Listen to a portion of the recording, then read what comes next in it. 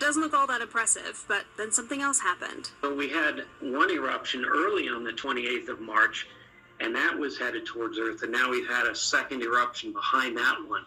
And so these two are combined now and both heading towards Earth.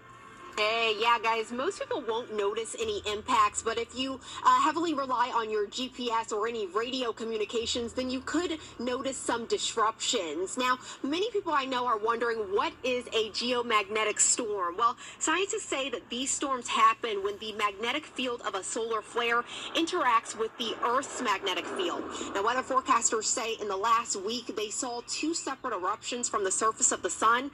It sounds complex and maybe a little concerning, but the storm isn't strong enough to cause infrastructure issues. However, if you rely on GPS or use radio communication, expect some disruptions. We let airlines know, people who use high-frequency radios for communications, we let them know.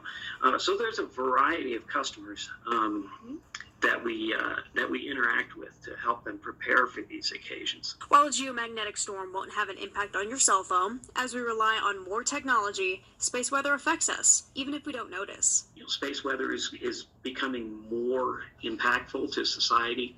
And so NOAA and the Space Weather Prediction Center, that's our role, is to be America's source for those watches, warnings, and alerts.